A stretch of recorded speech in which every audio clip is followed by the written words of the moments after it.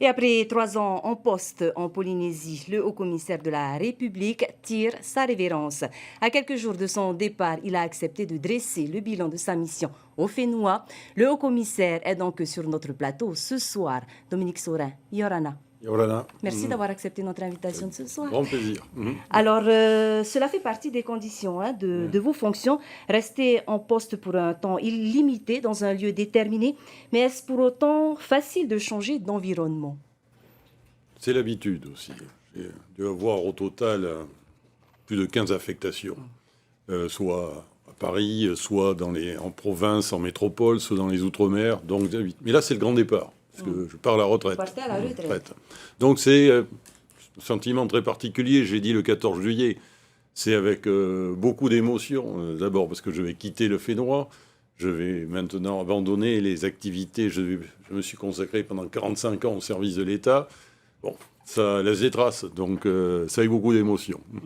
Alors, monsieur le commissaire, on revient sur les temps forts de votre mission en Polynésie. Le plus marquant étant la gestion d'une situation inédite. Je parle de la crise sanitaire de la Covid. Avec le recul, même s'il est encore faible, l'équilibre aura-t-il été trouvé entre préservation de la santé des gens et de la santé économique du pays? Ça a été notre préoccupation principale. Je dis notre avec le président du pays, avec qui nous avons géré cette crise, du fait de la répartition des compétences qu'il y a entre le pays et l'État.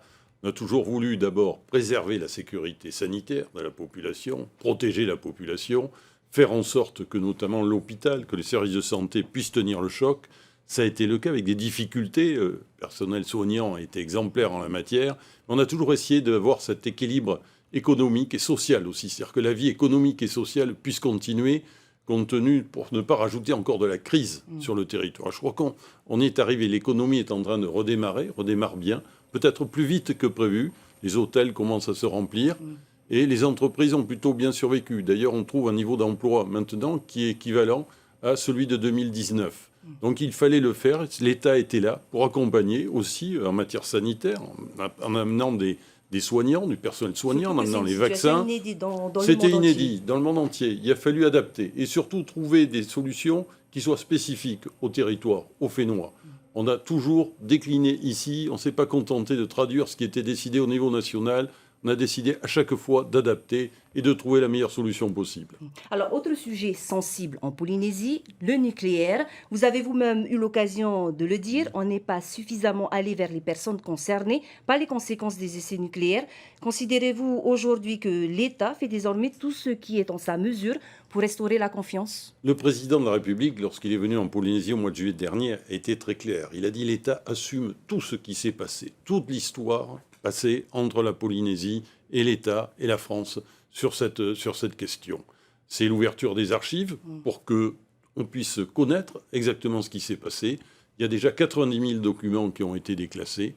C'est également aller vers. En effet, il faut pouvoir faire en sorte que les personnes puissent déposer des dossiers de demande d'indemnisation lorsqu'elles remplissent les critères et lorsqu'elles s'estiment avoir été victimes de ces conséquences des essais nucléaires. J'ai mis en place une équipe au commissariat pour justement aller, ces 3 agents qui circulent dans les îles les plus éloignées, dans les atolls, pour rencontrer les personnes, pour rencontrer les ayants droit, pour que des dossiers soient déposés. Il y a déjà depuis le mois de février pas loin de 130 dossiers qui ont été recensés de cette façon, et on va continuer. Et on va continuer à travailler aussi sur tous les autres dossiers. La dépollution de AO, ça en fait partie des pollutions industrielles, c'est la pollution aux hydrocarbures, principalement aux métaux lourds. Il y a un travail qui va se développer avec le pays. Donc l'État va continuer à être plus que jamais présent pour justement assurer ces conséquences des essais nucléaires. Dans un autre domaine, monsieur le haut-commissaire, les communes sont très en retard sur l'assainissement des eaux usées, adduction en eau potable, gestion des déchets, des sujets complexes, extrêmement coûteux aussi. Quel rôle l'État peut-il jouer pour les aider à surmonter ces défis? Cette aide est de plusieurs sortes. D'abord, les communes ont une obligation de résultat qui est à la fin de l'année 2024. C'est court, mais il faudra très certainement des temps d'adaptation. Mais dans l'immédiat, l'État appuie d'abord au travers des services d'ingénierie du Haut-Commissariat pour aider les communes à monter des dossiers, mais aussi avec des aides financières pour financer ces équipements sur l'eau potable, l'assainissement, les déchets aussi également. Et ce sont des sommes conséquentes qui sont mobilisées. Tous les ans, il y a presque 900 millions de francs qui sont mobilisés sur ces thèmes-là au bénéfice des communes. Il y a d'autres dispositifs d'aide qui existent et il faut tout faire parce que c'est un service qui est attendu par les habitants des différentes îles pour avoir de l'eau potable, de l'assainissement. Éparpillé, c'est compliqué. Il faut trouver aussi des économies d'échelle, retrouver des solutions adaptées à chaque archipel. La situation n'est pas la même au Tuamotu, n'est pas la même aux Marquises, n'est pas la même ici sur Tahiti, mais il y a beaucoup de dossiers qui sont déjà montés. On va continuer, cet effort va continuer. L'État s'engage plus que jamais financièrement au bénéfice du Fénois. Parlons à présent de la lutte contre l'insécurité routière. 17 personnes sont mortes sur les routes depuis le début de l'année. Quel bilan tirez-vous des actions menées dans ce domaine et faut-il revoir la stratégie? Oui, le bilan n'est pas bon. Le bilan n'est pas bon parce qu'on n'avons pas de baisse du nombre de tués. On était l'année dernière à 30 tués, l'année d'avant 29. Il y avait eu une baisse pendant quelques années, mais c'est insuffisant. On n'arrive pas à baisser davantage. Il y a beaucoup d'accidents, beaucoup de blessés graves et beaucoup de deux roues. Et quelle est l'origine? C'est les deux roues et l'alcool. Très souvent, dans les 3/4 des accidents mortels, c'est l'alcool qui est en cause. Et donc, j'ai donné des consignes aux forces de sécurité, police et gendarmerie, pour faire des contrôles avec les mouteuils.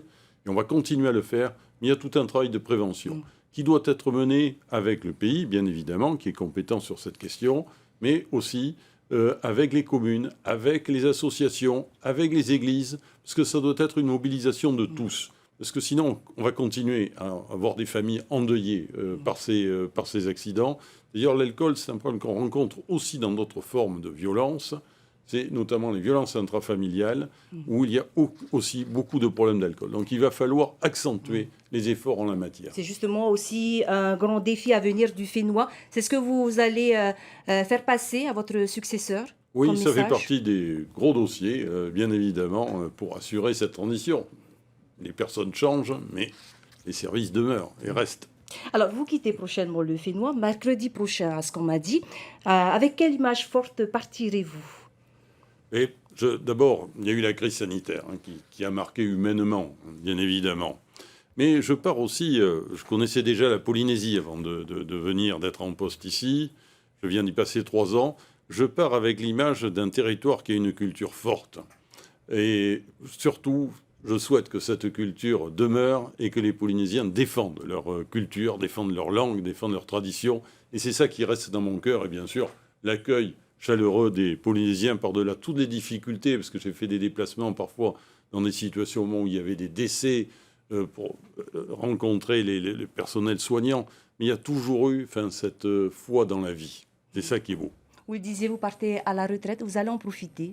Mais je ne sais pas encore ce que je vais faire, parce que c'est un peu brutal, comme il n'y a pas eu de transition du tout. Je verrai ce que je ferai, mais je vais encore m'engager pour la collectivité, je pense toujours. Monsieur le haut-commissaire Dominique Saurin, merci encore d'avoir accepté notre invitation ce soir et d'avoir répondu à nos questions et nos encouragements pour la suite. Merci, Orana.